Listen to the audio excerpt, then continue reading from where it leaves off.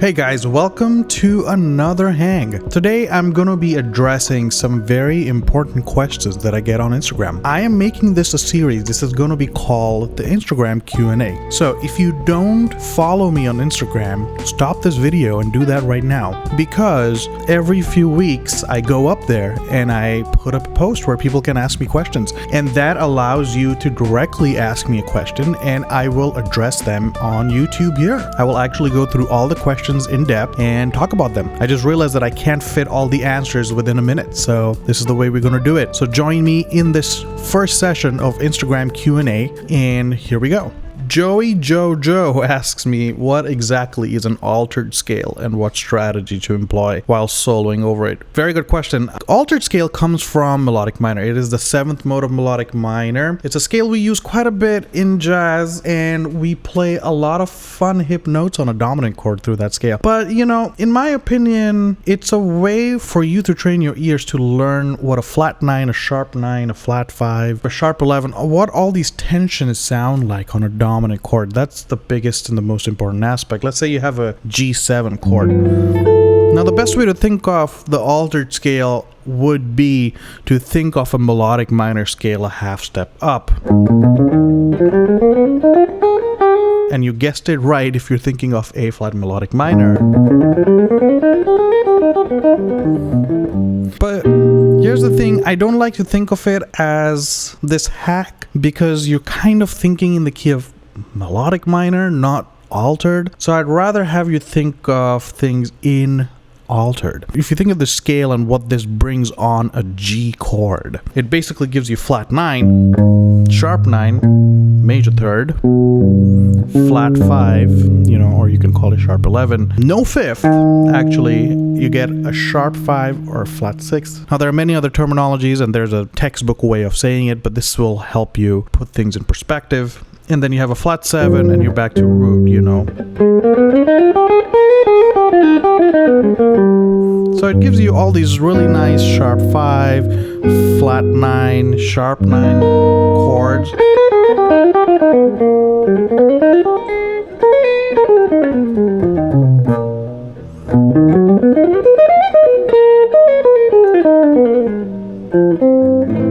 And it really resolves well to C major or C minor too. So if you have a 2, D minor 7 flat 5, altered chord, G altered, sharp 5, sharp 9, resolve to C major, or you can resolve to C minor, So that is what an altered scale is. 808 Skylar says, what do I need to implement into my practice routine to play like how you did in this video? Now I think he's talking about this video.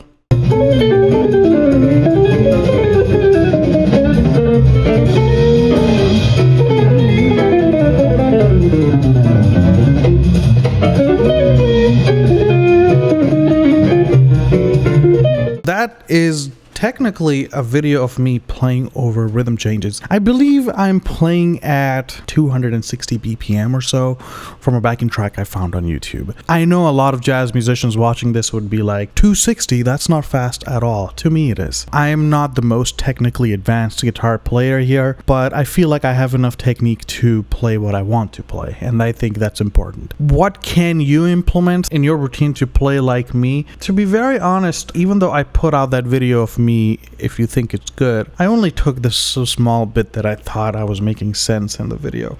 Very honestly, if I had to play at that tempo for like 5 minutes straight, I don't think I can play it that well. There were a few moments that I thought were worthy of sharing, and that's kind of what I'm doing. I just want to be out here and say that we're not perfect in any shape or form, and that's just what the truth is. I think that's kind of the reality for every jazz musician out there, But I do plan on being in a place one time in my life where I can play a 5-minute recording of something that fast that makes sense and I like to listen to later. What can you implement in your practice routine? Man, there are a lot of things here going on. So one would be to know what a rhythm changes is. A rhythm changes, for people that don't know, is a 1, 6, 2, 5, 3, 6, 2, 5, 1, 3, 4, sharp 4, 2, 5, which 2/5, descending 2/5 that starts from a 3, 3, 6, 2, 5, back to 1. This is what a rhythm changes is. It comes from the very popular tune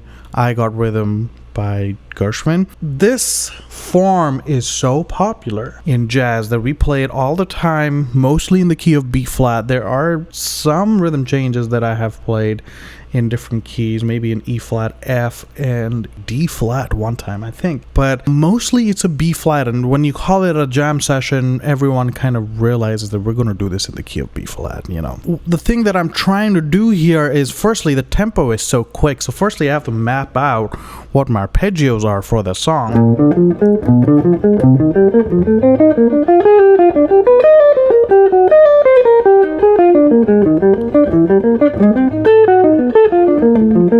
Something like that will give me like an idea. And now I just kind of, at the tempo that I'm playing, I'm trying to find ideas low to high and go through the chord changes while at that tempo, which is really hard. So I'm going B flat, G, C, F, G, you know, and I'm trying to think of these chord changes while I'm going down. But a lot of times I'm not thinking of the chords. I'm just thinking of a phrase that makes me go through all these chords, right? Because if I start thinking every chord is going to slow my brain is going to explode of thinking of so many things at the same time. So the idea would be to play something like this.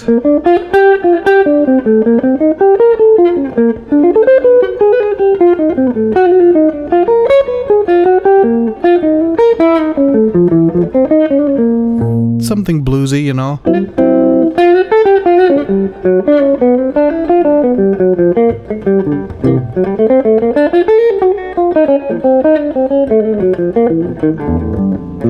You know, that's the B section. And I would just play it slow till I can make lines and connect arpeggios that are voice leading really well. And once that happens, now it's just a matter of getting the tempo up. Well, there's many other things that I'm working on, but this is some stuff that you can start with. Is learning licks and solos an efficient way to improve jazz vocabulary? Learning licks and solos is absolutely an efficient way to improve your jazz vocabulary. It is a way for you to know that you can speak the language. A big part of jazz is not the fact that you're playing really hip chords, not the fact that you're playing things that other people can understand. It's the fact that you are a part of the history. You're a part of a lineage of musicians that have come up with this music. And in order to do that, you gotta listen to what they came up with and also learn to speak the language before you can go and do your own thing. There are a lot of people out there that would say that you don't have to learn licks, and I agree with that and I disagree with that at the same time. I do agree that you don't have to learn it, but that's kind of what the language has been for a while. And if you want to speak it a little bit, I would say learning the language will not hurt. So learning licks is definitely an efficient way to improve your jazz vocabulary. What is more efficient is if you learn a very small part of a lick and learn to play that in different places of your fretboard, you know, and then try and see how you can fit that on other chords. Then you're really using that small piece of vocabulary and stretching it out as much as you can. That should be the goal. How much did you transcribe? I transcribed a lot. I would say I did at least 3 transcriptions a week at the peak of my practice, which I don't do anymore, but I still find myself being on YouTube or Spotify and finding something really cool and taking basically an audio recording of that and trying to know what it is. You know, I'd straight go to the piano and be like, oh, my favorite artist, whoever it might be, played this or played that on that chord. So I think it's kind of cool, and it helps you get closer to the music and the artist, and at the end you learn something new. I did a lot of transcribing. Do I think you need to do that much of transcribing? No, but I do think that transcription is a big important aspect of one's growth. I do think that if you transcribe, you will develop your ears. I do think that if you transcribe on a different instrument than your primary instrument, you will also start thinking of other things like where did it come from, why does it work, and looking at harmony in a different way. So I think think everyone should transcribe a little bit. Maybe it's a hot take. Agnish Datta says, what are some ways to phrase alterations on a non-dominant chord? Well, it depends what a non-dominant chord is. Are you referring to a minor 7 chord? Are you thinking of a minor 7 flat 5, a diminished 7 chord? There are many different forms of chords other than a non-dominant chord. You know, even if you have a major 7 chord, you know, you can play a major scale. You know, C major scale. You can play C Lydian. You know, you can play C major, C Lydian augmented.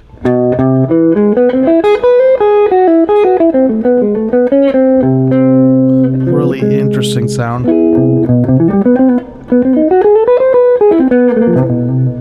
Many things that you can do. So what you can start with, and maybe this is a quick answer to a big question, is think of where that chord might be coming from, right? So if you have a minor chord can be the 6th of a key. It's like A minor 7 chord. Now that A minor can be the 6th of C major, it can be the 2 of G major, it can be the 3 of F major. Now all of these scales are going to give you different tensions and different sounds, you know, and if you just think of it as a triad, you have even more options. It can come from melodic minor, you can think it can come from harmonic minor, it can come from Hungarian minor, it can come from so many different places. It can also come from many symmetrical spaces too, you know, so it really depends where you draw that chord from. So that's kind of the fun thing that you can explore. So if you have a minor chord, try a flat 2. Gives you a Phrygian sound. If you have a minor 7 chord, try a natural 6, Dorian. If you have a minor chord, try the flat 6.